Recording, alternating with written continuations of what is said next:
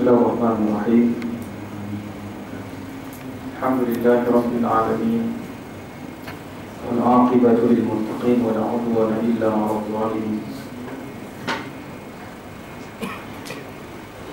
Asyhadu wa nashhadu an la ilaha illallah wahdahu la syarika lah. Habibina wa syafi'ina wa dhukrina wa maulana Muhammad sallallahu alaihi wasallam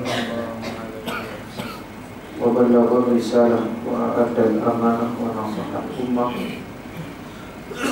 wa jahada fillahi haqqa jihadi. Assalamualaikum warahmatullahi wabarakatuh. Memuliakan Tuan-Tuan Imam, seluruh ahli jawatan kuasa surau Al-Kautsar, muslimin muslimat, ibu-ibu, bapa-bapa, abang-abang, kakak-kakak yang dirahmati Allah sekalian. Pertama dan selamanya kita panjatkan rasa syukur pada Allah Subhanahu wa taala. Pada malam ini dapat kita bersama berada di dalam majlis yang kita akan memperingatkan diri kita, hati kita kepada Allah dan juga Rasul sallallahu alaihi wasallam.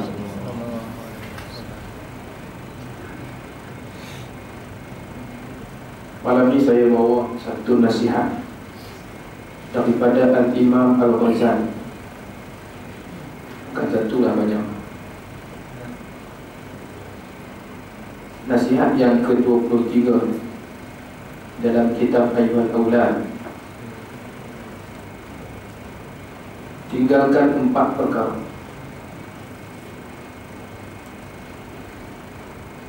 Sekarang aku akan menasihati engkau dengan nasihat yang terakhir, iaitulah dengan 8 perkara. Maka terimalah nasihatku ini supaya ilmu yang ada pada dirimu itu tidak menjadi hujah untuk kemudaratan engkau pada hari kiamat nanti, kata Imam Ghazali kepada anak muridnya. 4 perkara mesti engkau tinggalkan. Adapun 4 perkara yang kita kena tinggal, yang Imam Ghazali nak pesan kepada kita pada malam ni. Yang pertama, bahawa seboleh-bolehnya janganlah engkau bertengkar dengan seseorang pada apa jua masalah. Imam Ghazali kata jangan duk tengkar. Apa juga masalah, jangan tengkar. Kerana pertengkaran itu mengandungi bermacam-macam penyakit. Dosanya jauh lebih besar daripada faedah. Kita rasa dengan kita bertengkar tu puas hati kita. Yang tu je lah. Aku tak apa, tak kenal apa, jadi puas hati. Macam tu kan. Tapi Imam Ghazali kata mudaratnya tu ataupun dosanya jauh lebih besar daripada faedahnya. Kerana pertengkaran itu punca segala perangai yang jahat, seperti riya, hasad, takbur dan juga dengki. Orang yang suka bertengkar ni memang riya. Dia rasa dia kuat. Kalau dia rasa dia tak kuat, dia tak mahu tengkar orang. Jadi orang yang rasa diri dia hebat ataupun ada sifat hasad, dengki, takabur ataupun dengki, permusuhan dan juga merasa bangga dengan kemampuan diri sendiri ataupun yang lain-lainnya, semua itu merupakan sifat yang ditegah ataupun yang dilarang oleh baginda Rasul wujud dalam diri. Maka Ghazali kata semua sifat-sifat itu Nabi SAW larang ada dalam diri kita. Sifat riya, sifat hasad, takabur, dengki, pemusuhan ataupun rasa bangga, diri ada.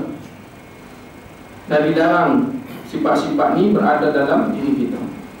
Jikalau engkau pada suatu hari terheret kepada kancah pertengkaran antara engkau dengan orang lain ataupun dengan kumpulan orang, dan adalah niat yang ada di hatimu untuk menzahirkan kebenaran, maka di sana ada 2 tanda ataupun cara yang akan diberikan oleh Al-Imam Al-Ghazali. Yang pertama, bahawa engkau tidak membezakan sama ada kebenaran itu nanti tersingkap melalui lidahmu ataupun lidah orang lain daripada. Imam Ghazali kata, sesungguhnya kalau kita nak membezakan antara kebenaran tu, tak perlu dia keluar daripada mulut kita, ataupun tak perlulah kita nak suruh orang lain tolong bagi tahu kata kebenaran tu, tak perlu. Kadang-kadang kita menentukan, dah mula-mula kita ni ikhlas, tak mau nak cerita tentang keikhlasan kita. Tapi bila orang duduk kata kita macam-macam, keikhlasan kita tu tercabar. Lah jadi kita keluar apa? Hang tak tahu ke aku ni ikhlas. Oh banyak dah aku buat habis duit aku keluar. Maka sebelum tu orang tak tahu siapa yang bagi ayat mineral ni kan, siapa yang bagi ni, orang tak tahu. Tapi bila dah ditekan, last kali kita cerita apa? Aku ni ikhlas betul. Apa tak tahu kan tu ayat mineral berkotak-kotak tu siapa yang bagi? Kan? Maknanya tu bila didesak, maka kita melafazkan kebenaran kita walaupun dulu kita ikhlas, tapi kita tak perlulah mengeluarkan akan kebenaran daripada mulut kita, ataupun kita tidak mengharapkan kebenaran itu dicerita oleh orang lain. Biarlah Allah yang menjelaskan kebenaran itu, sama ada di atas dunia ataupun di akhirat kelak. Yang kedua, bahawa perbahasan itu lebih disukai seandainya dilaksanakan di tempat yang tertutup daripada tempat yang dihadiri oleh orang ramai. Kalau kita nak berbahas, nak tengkap apa pun, jangan dengan orang ramai. Ataupun ketika ada orang ramai, ketika orang nak keluar daripada surau, waktu itulah aku tak puas hati dengan hang tadi. Itulah. Ataupun tadi hang jadi imam, tadi hang baca salah, jangan tekuk satu. Tengok orang duk ramai berasak nak keluar tu, kita pergi tekuk tu imam baca salah. Imam tadi mana tak malu? Mana tak salah, aku jadi imam berapa lama dah. Jadi mula nak tengah. Jadi sebaiknya bawa ke tempat yang tidak ada orang. Maka ketika itulah kita nak berbahas tentang apa jua permasalahan yang ada. Yang penting masalah tu nak membawa kepada penyelesaian, bukan membawa kepada lebih besar masalah. Dan dalam hal ini ada satu faedah yang perlu aku mengingatkan akan dikau, kata Imam Ghazali kepada anak muridnya. Ketahuilah bahawasanya menimbulkan suatu kemuskilan pada suatu masalah itu sama halnya dengan menunjukkan penyakit hati kepada seorang doktor. Apabila kita menunjukkan kemuskilan ataupun kita menimbulkan masalah, maka sama halnya seorang penyakit ataupun seseorang yang ada sakit pergi tunjuk sakit dia kepada doktor. Dan jawapan yang diberikan kepada kemuskilan tersebut sama pula halnya dengan usaha yang dibuat untuk menyembuhkan hati itu. Jawapan yang akan diberikan ataupun untuk menyelesaikan, untuk menyembuhkan penyakit ataupun masalah itu kita nak selesaikan, maka halnya hal keadaan yang akan diberikan tunjuk ajar oleh Nabi ataupun diberitahu oleh Imam Ghazali kepada anak murid dia, ada beberapa hal yang perlu kamu ambil berat akan perkara untuk menyelesaikan masalah sekira mana hati kamu ingin mendapat redha daripada Allah Subhanahu wa taala. Itu jawapannya. Kalau nak dapat redha daripada Allah, memang seseorang tu dia nak jalan penyelesaian. Tapi kalau masalah tu semakin panjang, yang tu bukan orang yang nak kepada penyelesaian, ataupun seseorang tu bukanlah yang nak kepada redha daripada Allah Subhanahu wa taala. Macam baru ni mencetuskan satu masalah, kan masalah. Bagi kita tak ada masalah pun kita kata bangang ya. Kan mencadangkan supaya ibu bapa yang merawat anak kan dipenjarakan ataupun dianggap sebagai jenayah. Betul ya? Kan? Cadangan. Bila keluar cadangan macam tu, kita kata nak bagi masalah. Dia nak menimbulkan masalah. Sedangkan Nabi suruh watak, kita kata jangan. Macam mana? Yang kata tu kalau orang bukan Islam tak jadi masalah. Yang bagi cadangan tu kalau orang bukan Islam, taklah kita heran sangat. Tapi yang memberi cadangan tu orang Islam. Ibu bapa yang rotan anak, maka boleh dikenakan hukuman sebab dianggap sebagai jenayah. Habis yang Nabi kata kalau anak kamu yang tak semayang 10 tahun tu, Nabi kata rotan, macam mana cerita? Kita nak dibuang kat mana hadis ni? Itu masalah tu. Tapi tak apalah, dia tak apa nak cerita. Dan ketahuilah bahawasanya orang yang jahil itu ialah orang yang sakit hatinya. Tu yang jahil tadi. Orang yang jahil ni kata Imam Ghazali, orang yang sakit hatinya. Dan para ulama adalah sebagai doktor yang pandai mengubati. Ulama lah yang akan mengubat penyakit kita ni. Hati yang sakit, doktor dia ulama. Kalau jantung sakit, doktor jantung. Tapi bagaimana pula ada orang yang nak tolak ulama? Nak tolak ulama, ataupun dia tak kenal ulama. Apa masalahnya? Tolak satulah, kenal pun tidak. Bulan 3 ni akan ada istimewa alami di Terengganu yang akan dihadiri oleh kebanyakan ulama dunia. Di antaranya Dr. Yusuf Qaradawi. Ini promosi kan, bulan 3. Kosongkan tarikh 21 dan 22 hari bulan 3, penuhkan majlis ilmu di sana selama 2 hari. Mula daripada 20 bulan, tapi tarikh setakat ni itu. Dengan kata tarikh cuti itu diawalkan. Jadi 22 tu dah mula kerja. Jadi tengok macam mana keadaan perbincangan tarikh tu. Tapi buat masa sekarang 21 dan 22 hari bulan 3. Kita pergi tak faham pun tak apa, tuan-tuan pergi tengok muka ulama pun dapat pahala. Dapat pahala. Dan orang yang alim tetapi belum sempurna ilmunya ataupun doktor yang bukan pakar tidak layak melaksanakan perubatan. Bahkan seseorang yang alim yang telah sempurna ilmunya belum tentu ia mahu mengubati semua orang yang sakit. Kadang-kadang doktor pun dia balik main, dia kata aku malas jadi doktor, pening kepala, tengah malam orang duk telefon, jadi aku malas buka klinik. Ya. Begitu juga ada yang ada ilmu tapi mereka tidak mau untuk berada dalam jalan dakwah. Mereka hanya mengubati pesakit yang diharapkan boleh sembuh ataupun dapat diubati. Nah, ini banyak macam tu juga. Orang alim ni pun dia hanya nak cakap dekat orang yang mau je. Orang yang tak mau cakap. Jadi yang dapat hanya orang mau lah. Orang tak mau bila tak dapat. Seruan tu bila nak sampai. Jadi ustaz-ustaz ni pun nak kena buka satu lagi jalan, mengorak langkah untuk nak dicakap pula dengan orang yang tak mau ni. Macam mana cara nak buat? Agak sukar, tetapi usaha tu kena ada. Usaha tu kena ada. Takut nanti kita akan disoal oleh Allah Subhanahu wa ta'ala. Jika seandainya penyakit itu sangat kronik, sangat susah untuk diubati ataupun memang sudah tidak ada jalan untuk diubati, maka kepandaian seorang doktor itu bahawa ia berkata orang ini sudah tidak dapat diubati, maka doktor pun sudah tidak mahu membuang masa untuk mengubatinya. Kerana mengubati pesakit yang seperti ini samalah halnya dengan membuang banyak masa. Kalau kita duk pergi cari pula, kalau dia dah tak mau, dah duk lari pula, lepas tu bukan cakap lari, marah kita pula. Bukan cakap marah kita, buat gugutan pula, maknanya dia tak mau sungguh lah. Kalau kita nak pergi cakap juga, buang masa. Buang masa.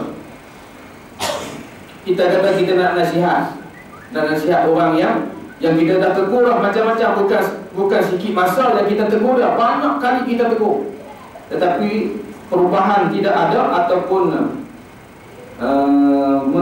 mengembalikan dirinya ke atas ketaatan Allah tu tidak ada.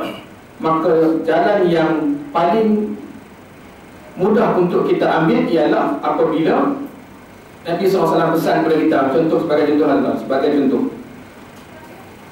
seseorang yang memang berada di dalam kemaksiatan, kalau kita bercakap sekali dua kali dia nak dengar, orang ni ada harapan. Tapi kalau orang yang berada dalam kemaksiatan, tetapi kalau kita bercakap dia marah lagi, lepas tu dia pula bukan cakap marah, larikan diri daripada kita, Tak cukup dengan itu, dia pula buat ancaman ataupun amaran. Maka orang yang macam ni, kalau kita berusaha juga, buang masa. Buang masa. Macam kita nak menasihati ke sebuah kerajaan, kan, buang masa. Kena tukar je, nasihat tak pula. Kena tukar. Itu poin dia malam ni. Kemudian ketahuilah, kata Imam Ghazali, bahawa penyakit jahil ataupun bodoh itu terbahagi kepada 4 perkara. Penyakit bodoh ni, jahil ni, terbagi kepada 4 perkara. 1 perkara sahaja yang boleh diubati dan 3 lagi baginya sudah tidak boleh diubati. Kita tengok mana ni, golongan jahil mana yang boleh diubati, dan golongan yang jahil yang macam mana pula yang tak dapat kita ubati. Adapun 3 kejahilan yang tidak boleh diubati, nak cerita tentang jahil yang tak boleh nak ubati. Yang pertama, orang jahil yang bertanya dan menimbulkan masalah kerana didorong oleh sifat hasad, dengki ataupun marah. Ini payah teruk. Dia tanya tu bukan dia jahil, bukan dia jahil tanya dia nak bagi tahu diri dia, atau dia nak dapat penyelesaian untuk masalah diri dia lah. Dia tanya tu sebab dengki. Dia tanya sebab dia nak kenal kawan sebelah. Dia tanya soalan tu, ustaz jawab, kenal kawan sebelah. Padam kau dia kata. Kan? Ini pun jahil kan? Ataupun dia tanya, dia nak dah ustaz. Tahu dah? Teka ustaz kan? Orang dah bagi dah. Dia tanya tu, dia nak berkenal ustaz. Ataupun dia nak gerak ustaz. Sebab ada satu soalan orang tanya kan, ustaz, saya nak tanya ustaz, kalau ustaz dia jawab kira ustaz mah. Tu ayat pula. Kalau ustaz dia jawab kira ustaz mah. Saya nak tanya ustaz, saya biasa dengar ayat Quran, kan? Ayat Quran yang kata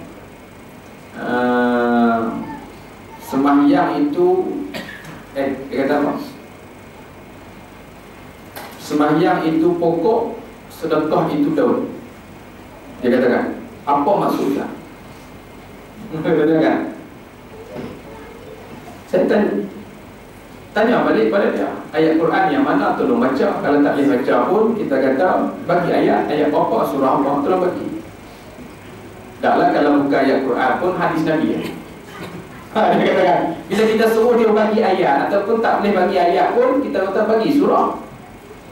Dia kata kalau bukan ayat Quran pun hadis Nabi dah. Okey, kalau bukan ayat Quran, hadis Nabi, kita kata cuba sebut matan dia. Dia kata bukan matan, bukan hadis. Ni kita kata orang nak dah kan, orang nak dah. Matan dengan hadis pun dia tak kenal kan? Kan? Itu ke mana?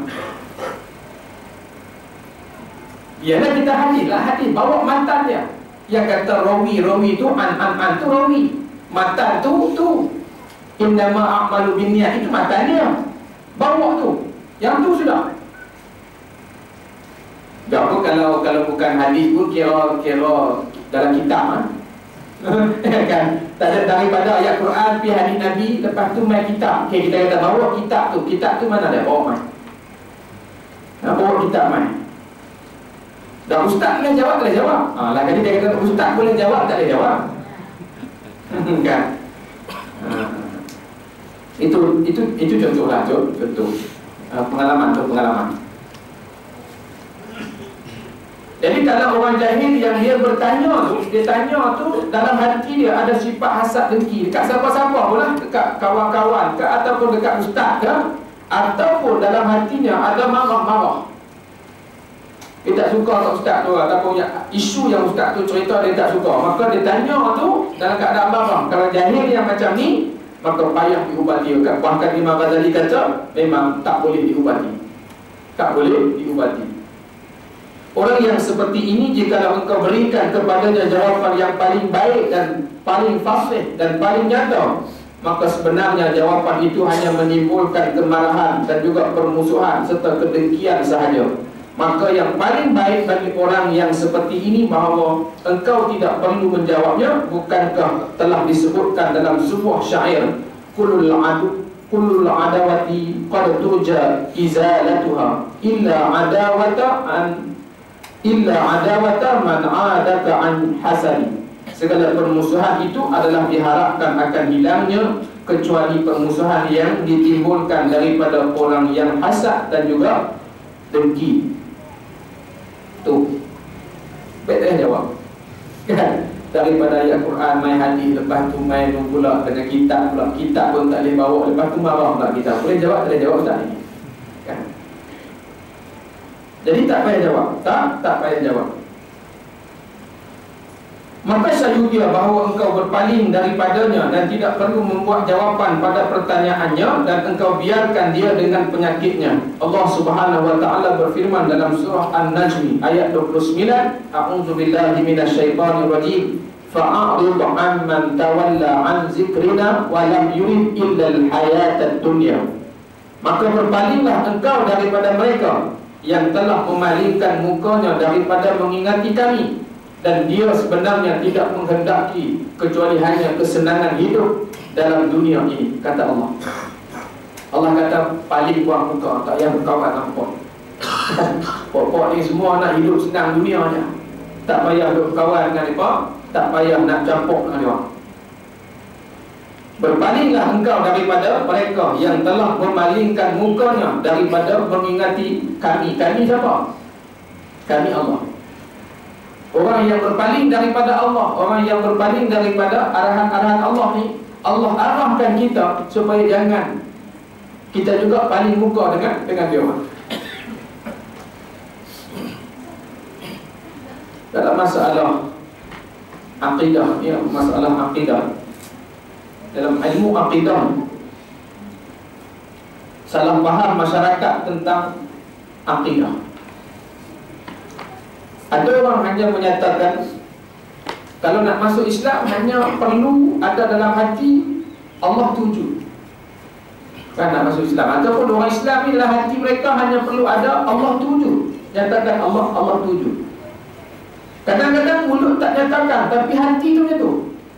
Ataupun kita tengok sikap masyarakat umat Islam dalam negara kita khususnya, cuba tengoklah sikap ataupun perangai, kita boleh terjemahkan bahawa itu sebenarnya yang ada dalam hati ataupun akidah umat Islam itu. Mereka hanya menyatakan Allah itu ada. Allah itu ada. Kalaulah dalam hati kita hanya ada itu, Allah itu ada, tak boleh kalau kita jadi orang Islam dalam hati kata Allah tu ada pula Allah lain, tak boleh. Maka katalah Allah tu ada satu. Betul tak betul? Kalau hanya itu, betul tak betul? Kalaulah itu, apa beza dengan agama orang Kristian? Orang Kristian pun mereka percaya kata Allah itu wujud. Betul kan? Agama Hindu mereka percaya Allah itu wujud. Agama Buddha mereka juga percaya Allah itu wujud. Baik, apa beza pula akidah Abu Lahab dengan akidah Sayyidina Abu Bakar As-Siddiq radhiyallahu anhu? Apa beza? Akidah Abu Lahab dengan akidah Sayyidina Abu Bakar. Abu Lahab menyatakan Allah wujud, dan bukan sekadar dia menyatakan Allah itu wujud, dia percaya Allah itu Maha Kuasa. Dia bukan dia menyaksikan, dia menyaksikan pada tahun kelahiran Nabi SAW. Dia menyaksikan tentera Abraha telah dihalang oleh satu kuasa daripada mana? Dia kata itu kuasa daripada Allah, pertolongan daripada Allah. Abu Lahab percaya itu pertolongan daripada Allah. Dan dia juga percaya bahawa rezeki yang mereka ada juga datang daripada Allah. Itu Abu Lahab. Jadi apa beza akidah Abu Lahab dengan akidah kita orang Islam? Persoalan tu bukan saya buat kenyataan dah. Persoalan tadi Ustaz, kita tuan kata saya, Ustaz buat kenyataan kan? Tak ada beza. Tak. Persoalan apa beza dengan akidah Sayyidina Abu Bakar As-Siddiq? Sayyidina Abu Bakar juga mengatakan Allah itu wujud, Allah itu Maha Kuasa, Allah Maha segala-galanya. Apa beza? Apa beza pula akidah David dengan akidah Muhammad Rafi'i contohnya, kan? David ni Kristian, Muhammad Rafi'i ni Islam. Apa beza? Di mana perbezaan dia? Kita ni mana akidah kan? Apa beza pula akidah kita dengan orang bukan Islam? Di mana letak perbezaan akidah umat Islam dengan akidah agama-agama lain? Mengaji akidah lama ni. Di mana? Assalamualaikum. Di mana letaklah perbezaan?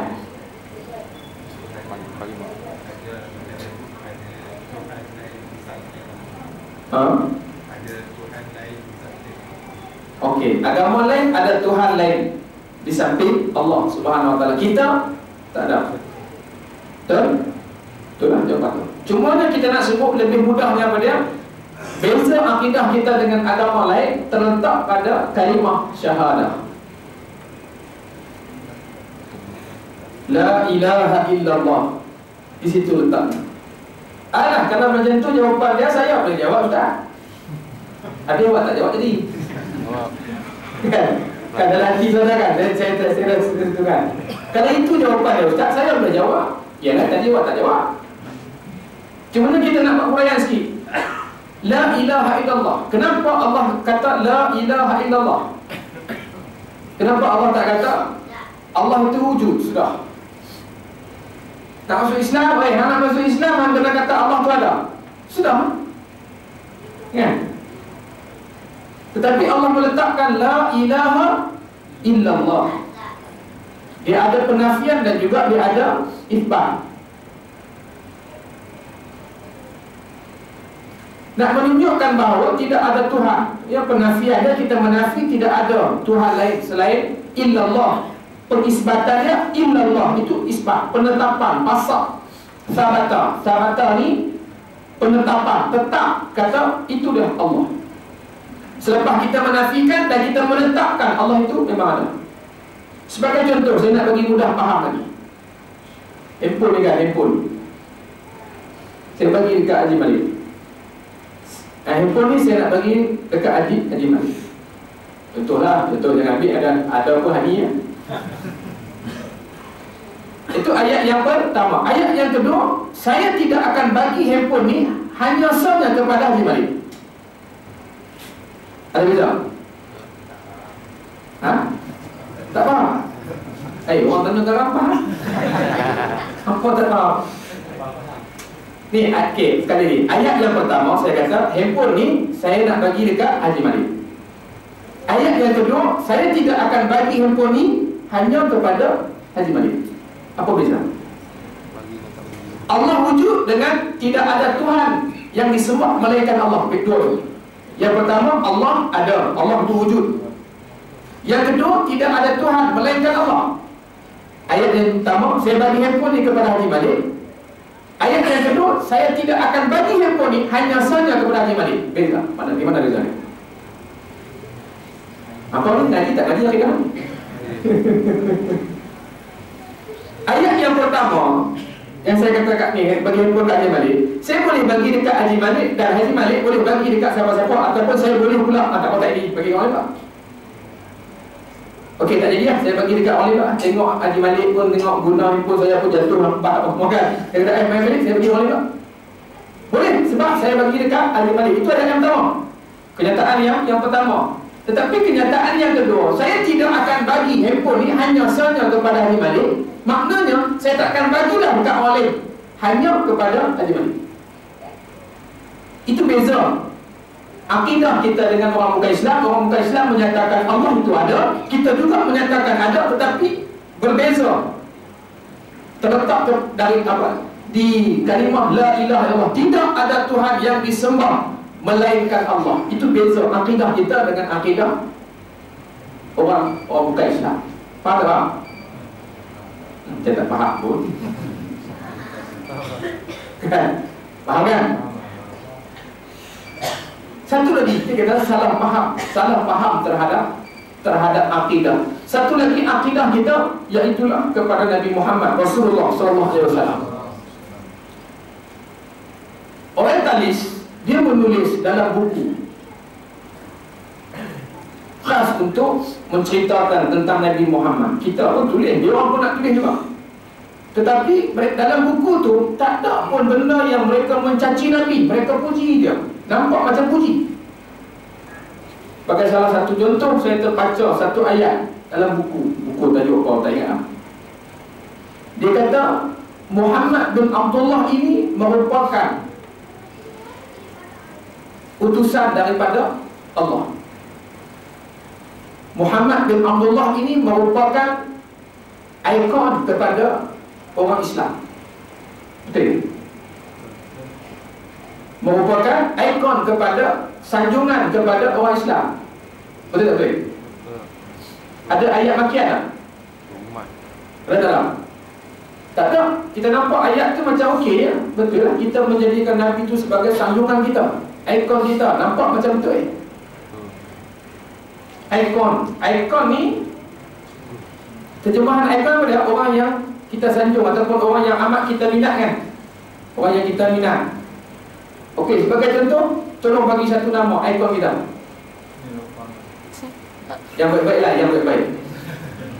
Yang baik-baik. Adi. Ha? Tuan Guru. Tuan Guru Adi. Tuan Guru ni Aziz. Boleh? Setuju? Okey. Ikon kita, contoh ni, Tuan Guru ni Aziz. Tuan Guru ni Aziz, kita jadikan sebagai ikon. Tok Guru ni cakap dia punya telur dia ataupun dia punya lorak dia, lorak Kelantan. Semestinya kan kita juga kena cakap lorak Kelantan? Ha? Semestinya? Tak? Tok Guru makan budu. Tok Guru makan budu. Kita tak suka makan budu, tapi Tok Guru tu ikon kita. Semestinya kita kena makan budu juga? Ha? Tak juga. Bermakna ikon ni kita nak tiru boleh, tak nak tiru boleh. Betul tak? Jadi tulisan orientalis barat tu betul tak betul? Betul. Tak betul.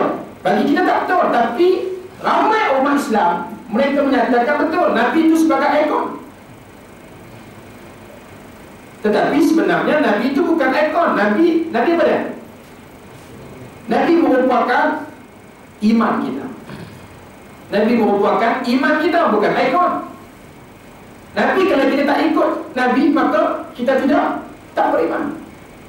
Nabi suruh semayang, tak apalah, aku tak semayang tak bagus. Tadi kan, doa Kelantan kan. Tak, semayang dan Nabi suruh semayang, mesti kena semayang, wajib semayang. Nabi suruh tutup aurat, maka wajib tutup aurat. Tak tutup, tak beriman. Maka Nabi yang lebih tepat kita letakkan uswatun hasanah, qudwatun hasanah ataupun iman kepada kita. Kalau tak ikut, maka kita tidak beriman, ataupun kekurangan iman yang, ataupun tidak sempurnanya iman kita berada di dalam Islam. Itu yang perlu kita letakkan kepada minda-minda umat Islam di zaman mutaakhir ini, yang imannya semakin nipis teramat nipis. Ya. Muslimin-muslimat yang dirahmati Allah sekalian, itu perkara-perkara yang didatangkan oleh musuh-musuh Islam untuk menjadikan kita ni orang yang jahil. Bila jahil, orang takut termasuk dalam golongan jahil yang pertama yang tidak boleh diubati. Orang jahil yang dia bila menimbulkan persoalan, tetapi persoalan yang dia ajukan ataupun yang dia timbulkan hanyalah didorong oleh sifat hasad ataupun sifat marah. Yang kedua, bahawa adalah kejahilan itu berasal daripada kedunguan. Apa dia ni? Kedunguan ya? Makan itu kan? Bengong. Kan betul. Sifat dungu ini juga tidak dapat diubati, kata Imam Ghazali. Sifat ini juga tak boleh diubati. Seperti perkataan Nabi Isa alaihi wassalatu wassalam, aku tidak lemah daripada menghidupkan orang yang telah mati, tetapi aku tidak akan berjaya mengubati orang yang dungu, kata Nabi Isa. Nabi Isa kata, aku boleh hidupkan orang mati, tapi orang bangang ni aku tak boleh ubat. Kan? Macam itulah bahasa mudah dia.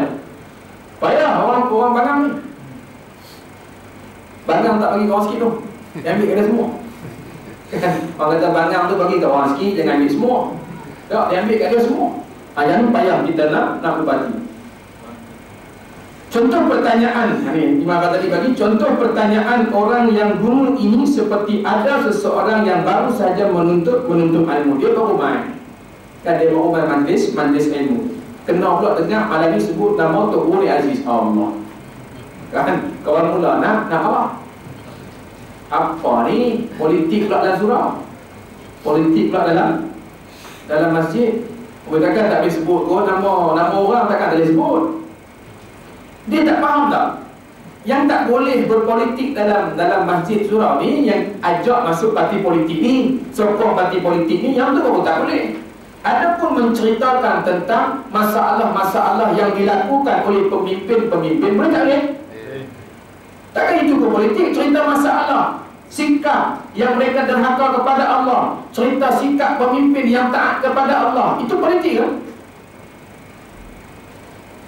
Itu juga yang kita cerita. Macam baru ni saya pergi ke Sabak Bernam, Masjid Sabak Bernam tu, dia orang panggil. Kebetulan malam tu ada ahli parlimen. Ahli parlimen tu tak ada apa lah, dia tak bagi mana pun. Yang ex-nya tu pengikut dia lah. Kira dalam Facebook ni penuh lah tentang saya. Kan biadab Imam Tanjung Karang, biadab, dijemput dengan hormat, tetapi kan derhaka kepada Sultan. Dia kata derhaka kepada Sultan, tidak menjunjung titah perintah Sultan yang melarang berpolitik dalam masjid. Dia kata kan, hampa panggil suruh cerita maulid Nabi, cerita tentang Nabi. Nabi itu pemimpin. Itu macam mana tak cerita? Kita cerita sikap-sikap Nabi, kita cerita kepimpinan Nabi, yang terasa sebab apa? Bila cerita tentang Nabi, yang Nabi itu seorang pemimpin. Nabi memimpin umat, Nabi memimpin para sahabat, itu macam mana? Dia kata kita politik dalam masjid. Kita pun tak faham, dia fikir macam mana kita tahu. Yang dimaksudkan tak boleh berpolitik itu, saya tak boleh ajak tuan-tuan nanti kena sokong parti politik yang saya sokong. Itu tak boleh dah. Tak boleh. Yang berpolitiknya. Tapi kalau saya cerita untuk menangkan Islam, boleh? Menangkan Islam boleh? Menangkan Islam pun orang kata politik juga. Payah juga. Ini dungu tu dulu. Itu dungu. Tak ada kan? Di sini ada kan? Tak ada. Alhamdulillah. Contoh pertanyaan dia baru belajar, baru sedikit belajar ilmu akal dan juga ilmu syarah. Lalu ia bertanya dan mengiktirafkan ataupun mengkomplainkan terhadap seorang alim yang dalam ilmunya yang telah lama menghabiskan umurnya dalam mencari ilmu akal dan juga ilmu syarah. Si guru ini sebenarnya tidak mengetahui huraian masalah dan ia menyangka bahawa masalah yang muskil baginya juga muskil terhadap si alim yang ada dalam ilmunya tadi. Dia kata masalah bagi diri dia kata ada juga masalah pada Tok Guru ni. Kan? Jadi apabila si guru tadi belum sampai ilmunya seperti kadar ilmu si alim, maka pertanyaan itu adalah terkira daripada kedunguannya. Maka soalannya itu tidak perlu dijawab. Soalan itu tak perlu dijawab. Macam tadi kan? Orang kata kalau umai ayat Quran, mana kita pernah dengar kan? Sedekah tu daun. Dia ada lagi tu. Sembahyang tu pokok, sedekah tu daun, batang apa dia saya tak ingat. Dia punya tu kan. Dia kata ustaz tolong hurai Ustaz. Mula dia kata ayat Quran. Saya kata tolong umai ayat apa, surah apa, kan terlalu main kan? Takutlah pasang makna salah kan. Dia kata kalau bukan ayat Quran pun kira hadis Nabi ya. Kan? Hadis Nabi kita suruh main pula matanya, cuba baca matanya. Dia kata kalau bukan hadis Nabi pun kan, bukan matan Ustaz, hadis. Yalah, matan tu hadis lah. Kita kata matan tu hadis lah, matannya tu dulu. Lepas tu awak makol kan seperti mana yang ada dalam hadis tak apa lah kan. Dia kata kalau tak ada lah hadis pun kira lah kitab. Kita pun kira nak marah juga lah, tapi sama lagi lah. Okeylah, kalau tak ada lah hadis dalam kitab, buat main kitab tu kita nak baca. Dan ustaz boleh jawab, tak boleh jawab. Dia kata ustaz boleh jawab, tak boleh jawab ni. Ni orang semua nak dengar ni. Oh boleh. Padahal dia nak dengar, orang lain tak ni pun. Masalah, masalah. Baik, yang ketiga, jahil yang tak boleh diubati. Bahawa orang yang bertanya itu memang menghendaki petunjuk dan hidayah. Tetapi apa yang ditanyakannya ialah perkataan ulama ahli sufi yang besar-besar. Maka pertanyaannya itu timbul daripada kedangkalan kefahamannya. Orang yang seperti ini walaupun ia memang benar-benar mahu bertanya, tetapi ia masih jahil dan belum layak untuk memahami perkara-perkara yang dalam-dalam. Maka soalan yang seperti ini juga tidak perlu dijawab, kerana ada Rasulullah SAW bersabda, nahnu ma'asyiral anbiya'i umirna an nukalliman nasa ala qadri uqulihim. Kami para nabi disuruh mempercakapi sekalian manusia mengikut kadar akal mereka. Dan Nabi berpesan kepada kita kan, supaya kalau kita nak menyampaikan sesuatu risalah agama, sampaikanlah dengan bahasa yang mudah dipahami oleh orang yang mendengar. Jangan pergi Tanjung Karang, pergi cakap bahasa Inggeris, mampu orang Tanjung Karang. Kan? Pergi ke Tanjung Karang, kita duk cakap bahasa-bahasa dia pensyarah. Pergi cakap di Tanjung Karang bahasa intelektual, kita mesti berkomprom, macam-macam lah kan. Jadi orang Tanjung Karang pun duk tahu kepala apa ni. Jadi Nabi pesan dia seadah, nak sampaikan risalah agama, maka cakaplah bahasa yang mudah dipahami oleh orang yang mendengar. Padahal saya cakap ni faham kan saya guna bahasa kampung sangat. Memang kampung lah, saya orang kampung pun kan. Okey. Diambil pula kata-kata ulama-ulama sufi. Tuan-tuan, kita kalau kita duduk dalam syariat, kita belum masuk dalam apa? Ilmu kesufian atau bidang kesufian, dia lain. Tapi kita kena ingat kan? Kesufian ini tasawuf lah kan? Tasawuf dengan syariat tak boleh dipisahkan. Tak boleh dipisahkan. Ada orang dia nak belajar tasawuf saja. Dia kata dalam tasawuf tu ada belakang. Tak ada. Dalam tasawuf dia tak ada syariat. Dia tidak ada pengkhususan tentang syariat. Maka hang ke belajar tasawuf kena belajar syariat. Belajar syariat mesti belajar tasawuf. Untuk merasa kelazatan dalam syariat, maka mesti ditambah dengan tasawuf. Kesufian, hati yang bersih, itu dalam bidang tasawuf. Maka tapi ambil pula kata-kata ahli sufi dan ditanya pula, sedangkan dia belum sampai ke peringkat teori. Dan budak tadika, boleh tak saya nak masuk universiti? Dia pergi tanya soalan itu kan, saya nak masuk universiti boleh tak? Budak tadika tak masuk akal sangat kan? Kita kata habis sekolah rendah lah. Budak sekolah rendah habis rajana UPSA, dia kata saya dapat 5A, saya nak masuk universiti. Saya tak mau masuk sekolah rendah, saya nak masuk universiti. Tanya soalan tu, tak perlu jawab tak apa-apa, tak perlu jawab kan? Baik. Yang keempat, jahil yang boleh diubati. Adapun kejahilan yang boleh diubati ialah kejahilan yang ada pada seseorang yang benar-benar mencari petunjuk. Ini kita juga, bukan tuan-tuan lah, saya aku. Kejahilan yang harap-harap boleh diubati lah. Yang benar-benar mencari petunjuk dan ia mempunyai akal yang baik. Tuan-tuan tak jahil, tuan-tuan memang ada ilmu kan. Jadi ni jahil. Orang yang jahil yang boleh diubati. Kalau kita tak asal kita duduk dalam kejahilan pun tak apalah, maknanya kita ada ilmu lah. Tetapi kalau duduk dalam ni pun tuan-tuan jangan marah. Kata, ustaz katakan ni jahil lah ni, kami bodoh lah ni. Jangan marah kan. Maknanya selagi mana kita tak mati, selagi itulah ilmu tak cukup. Bila ilmu tak cukup, namanya tak jahil. Namanya jahil. Maka kita sentiasa mencari petunjuk Allah, sehinggalah kita akan dipanggil oleh Allah. Selama itulah kita akan mencari petunjuk daripada Allah. Dan ia mempunyai akal yang baik dan cepat memahami sesuatu masalah. Ia bukan dipengaruhi oleh sifat hasad ataupun marah, cintakan syahwat, atau dia tidak cintakan syahwat, kedudukan ataupun harta benda. Dia tak cinta semua benda itu. Dan ia adalah benar-benar seseorang yang mencari jalan yang lurus, dan pertanyaannya pula bukan berasaskan kepada hasad dan juga keras kepala, atau semata-mata hanya mahu menguji kebolehan orang yang ditanyakan. Bukan dia nak uji ustaz tadi tu. Tadi macam tadi tu pun boleh dikategorikan sebagai nak uji ustaz. Macam tu ustaz tu salah kan? Bukan saya lah, lain kan? Maka orang yang seperti ini yang dapat menerima kebaikan. Orang yang macam ni akan dapat terima kebaikan. Kalau orang yang 3 golongan tadi tu, maka yang tu payah nak ubati. Kalau Allah nak ubat juga, itu bukan urusan kita atau bukan kerja kita. Itu kerja Allah Subhanahu wa ta'ala.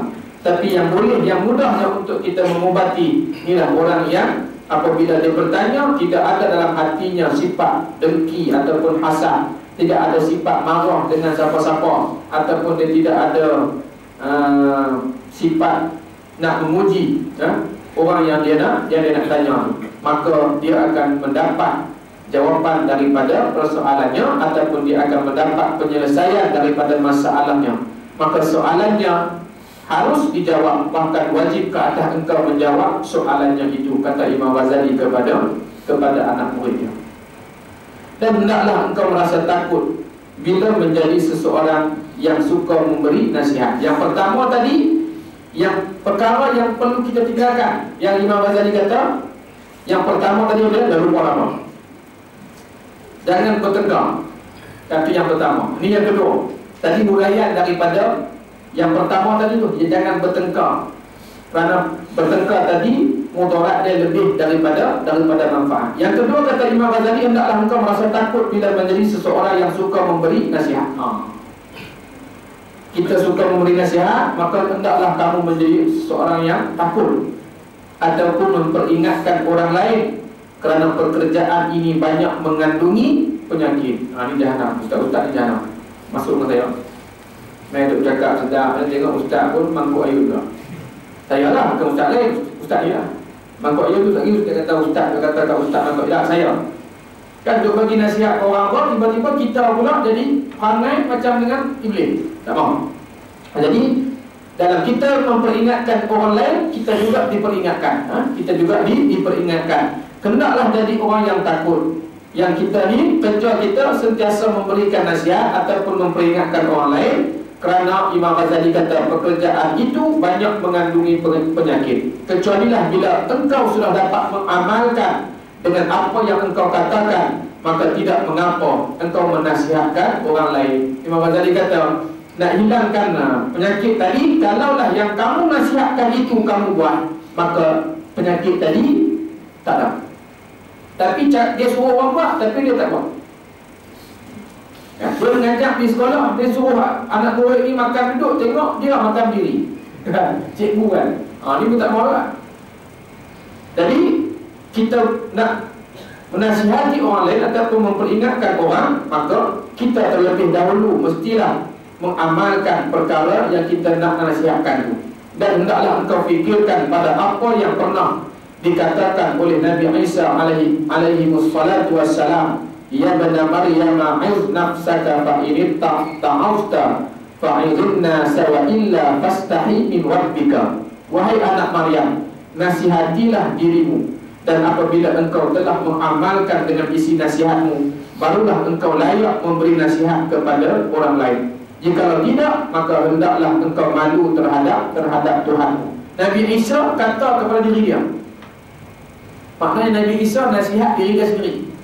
Wahai Isa anak Maryam, kalau hang ni, itulah kan kata kat diri sendiri, kalau hang nak nasihatkan orang, maka hang mestilah mengamalkan dulu nasihat itu, barulah layak memberi nasihat kepada orang lain. Kalau tidak, malu ke Allah Ta'ala.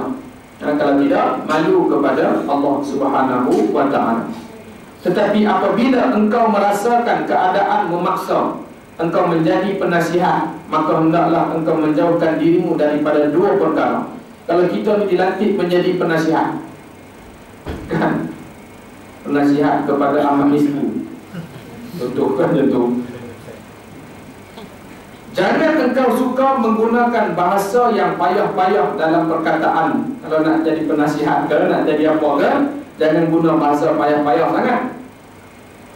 Seperti engkau suka menggunakan ibarat-ibarat dan juga isyarat-isyarat ahli sufi dan juga bahasa-bahasa mereka yang indah.